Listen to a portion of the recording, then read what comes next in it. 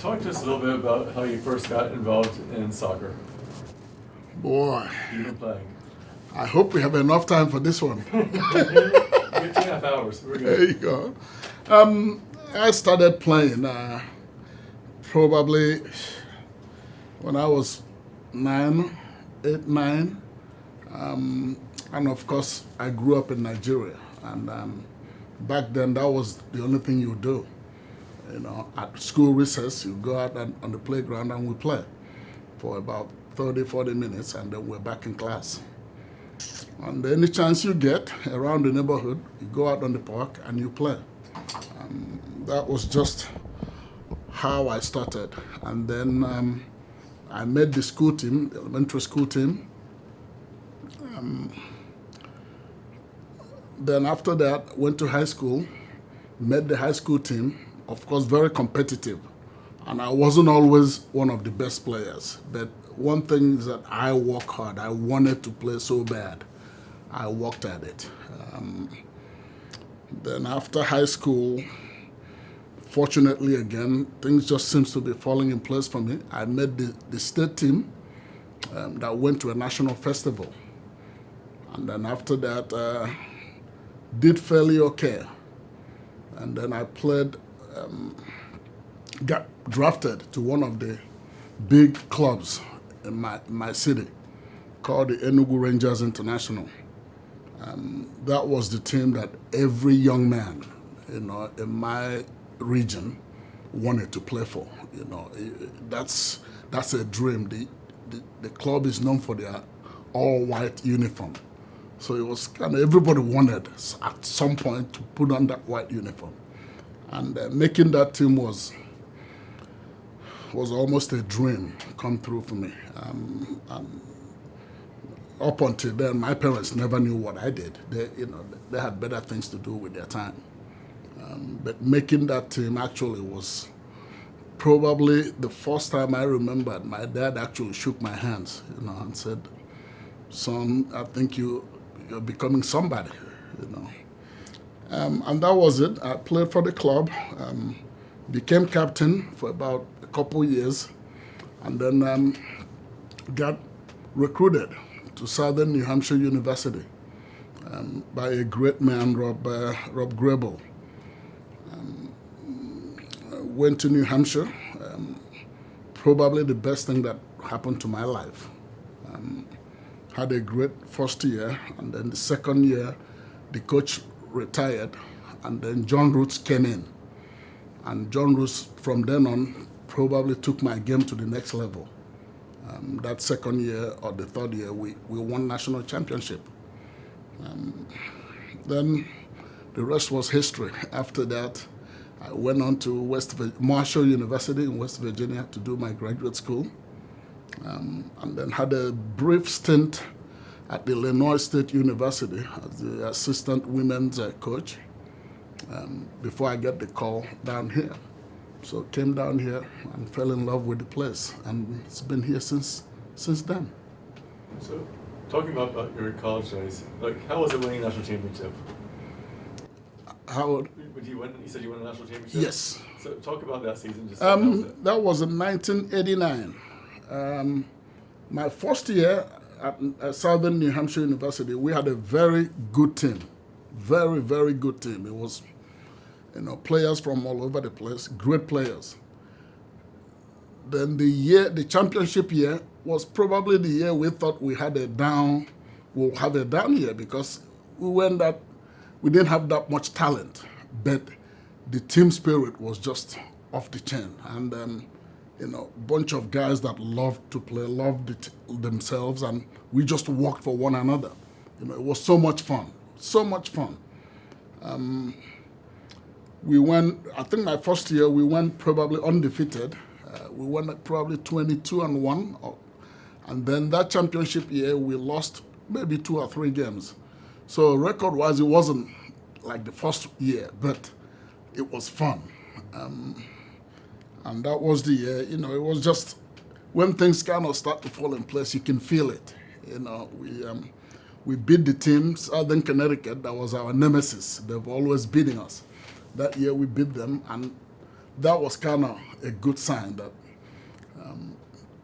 we went to the nationals, and we came down to UNC Greensboro. Actually, that's where, and that's who we played in the finals. You know, it was cold, but for them it was cold. For us coming down from New Hampshire, that was just beautiful. So, and that was it. I'll never forget it. You know, it's been a long time, but it's one of those things I did at the time. It wasn't a big deal for me, you know. But as time goes on, I realized that, wow, it was really a big deal. It was something. And playing a major role on that team for me was big. You know, it was. I feel so proud of my teammates, the school, because they gave me a chance in life that, you know, I couldn't have gotten anywhere else. How did you make your way to USC Aiken? Well, one great thing about Southern New Hampshire University that I can't live out is, and one of the greatest things that happened to me was meeting my wife there, you know, and of course, that put the exclamation mark on my life as I know it today. Right. You know, then coupled with my two girls, that just I can't imagine life without them. But I went to I started off at UC actually for my graduate school. Then a graduate assistant position opened up at Marshall, and John Gibson, Dr. Gibson, who was the coach at the time, you know, took me in as a GA. Unfortunately for me, he moved on to Springfield, but I stayed for my graduate school, and after that, I think my last year, I went to the National Coaching Convention. I met the coach at Illinois State there. And we talked, and she hired me. I went up to Bloomington Normal, Illinois. You know, was there for about 3-4 months. And then the coach the former coach at UC Charleston, Greg Hooks, in fact, recommended me for the position here. And Randy Warwick invited me down for an interview. I came down, met everybody, and just fell in love with the weather. And then the Aiken community kind of, you know, grew on me. You know, it was an experience, and I wouldn't trade it for anything else. You know. So you were still pretty young when you became head coach down here. So was that difficult at all for you? Or? It really wasn't, because for me, coaching the sport that I've known all my life it wasn't a job. You know, to be quite frank with you, it wasn't a job. It was just doing stuff I love to do. You know, so, and being young, I was fired up, and being, you know, my first head coaching position, it was great, you know, and I enjoyed every bit of it, you know. It started to be a drag when I had to start the women's team. That took a long time, or took a lot of time out of, you know, my daily schedule, you know. But at the time, it wasn't a big deal. It didn't bother me, you know. Slowly, as you know, when I had my girls, you know, it became now I had to try to manage my time, and it was a little difficult at that point. But before then, it was awesome. I can never complain about doing this. This is my life. I love it. You mentioned starting the women's program. How was it starting the women's program here? It was exciting. It was interesting. I didn't have any experience going into it, but the school wanted to start it, and then we, you know, of course, the initial plan was that we'll start the program maybe a year or two. We'll hire a coach for the women. You know, that didn't quite work out the way we planned it. So I ended up coaching both teams, and I'm sure every now and then, you know, one of the players will call me and will kind of relive our good old memories. Andrea McNair, Jackie Francois, Christy Cousins, Kelly Szymanski, a whole host of them. It was just, I was experimenting, and for them, it was kind of, I knew it was hard because we probably have maybe just 3 soccer players. The rest we, just recruited from the student body. In fact, we had some basketball players, that played for us. It was fun.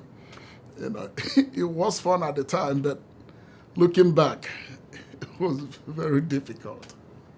I had a good time. After, you coached both teams for a number of years, and then they brought in a different coach, and you were able to just focus on the men.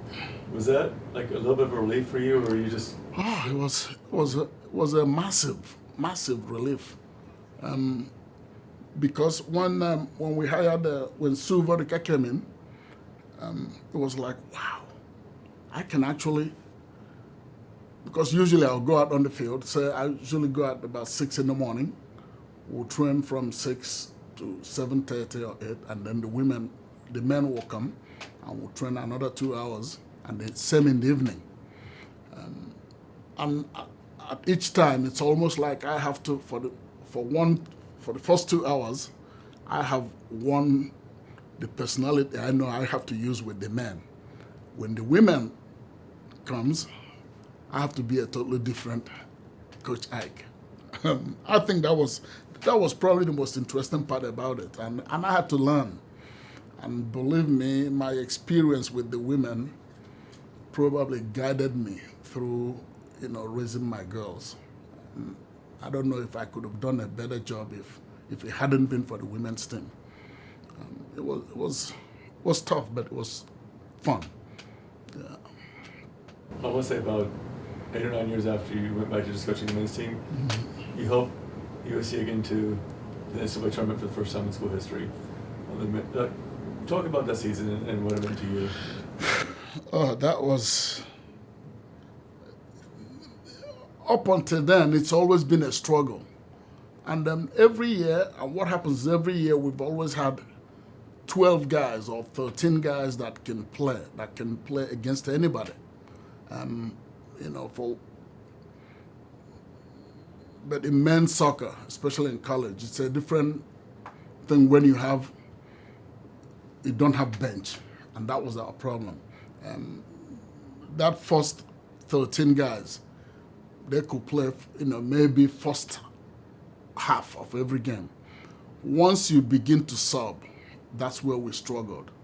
But the year we went to the Pittsburgh Conference and to the National, we had probably, I would say, about 18 guys that can play. And that it made so much difference. And for me, that year, I didn't coach. I was a manager. I referred to myself as a manager because it was so much fun. I didn't have to coach players game in, game out. That very year, it was almost about who plays when and when do we need to switch, technically and tactically, depending on the team we are playing. It was so much fun because we have talented players. At whatever point that you do retire, what will you do next? I mean, everyone around here talks about you coaching youth, little kids. It seems because everyone loves you. I think that's probably even now, like this season now, when we've moved our season to the spring. I'm thinking about going out to the community center at Citizens Park, try to volunteer and help them with officiating, the little kids that go out there. I go out there most every other evening just to watch them, and I can't begin to express what that does to me. It brings out when you see me and those young ones, it's almost like I'm a little kid again. It's so much fun. That's my goal this semester, because I didn't get a chance to see them over the summer. We didn't have our summer camp.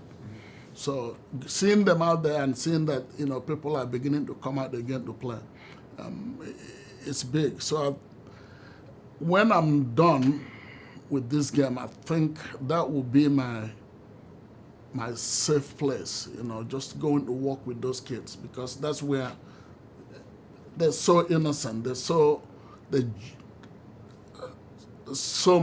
much fun to work with. That will be how I would like to end my career. When I retire, that will be my safe haven, just to go and be my me time, just spending time with them. What do you love about soccer? It's one of those things where that's always difficult to explain. Even with my players now, when I coach, sometimes I don't have the words to paint the picture for them, but I try in every way possible. Even sometimes I make a little joke about myself, just to paint a picture for them to see the game the way I see it from my vision. And one thing that anybody that I come across, you never fail to capture is my passion for the game. And I can't tell you where it came from. It's just when you grow up playing this game, and maybe because of the good fortune I've had, I never known disappointment. And even when I broke my leg playing as a youth player, never for once had I felt like, oh, my life, things are over for me. It was, I guess, that positive attitude that what the game has given to me. So it was just the passion, And I thought I was alone until when I begin to see, even being here now and seeing, say like in Europe, how they get into it. It's like a religion. I said, wow, this wasn't just a Nigerian thing back then. This is just all over the world. So the game, what it's given me, I can never quantify. I can never, ever.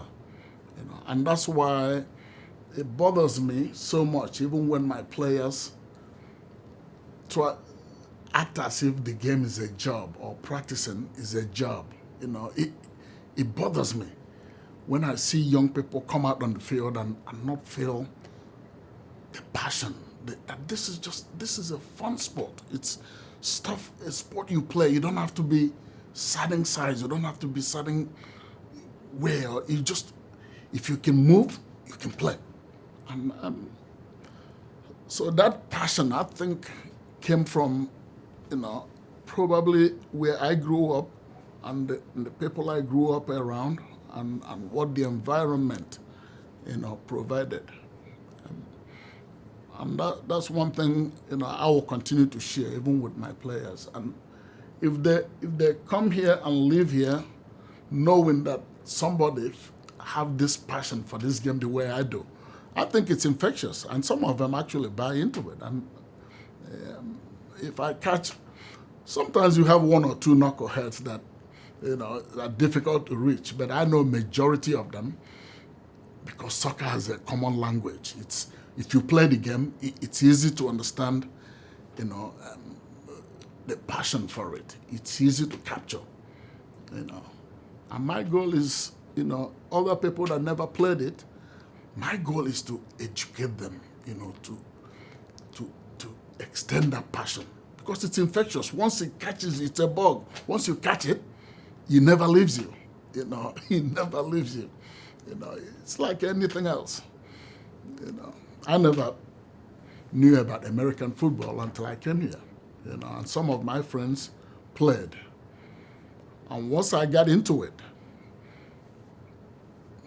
it was history. I love it. And I feel the same way about soccer. Once I could get somebody who didn't grow up playing it, once I could get you to see it the way I see it, I think it's good for the game itself. My very first players here, when they see this, they will chuckle. That was and they made a T-shirt, Ikeisms. One of them is like life stuff. I know the one you wanted, but I'm leaving it alone. I can't say it on camera.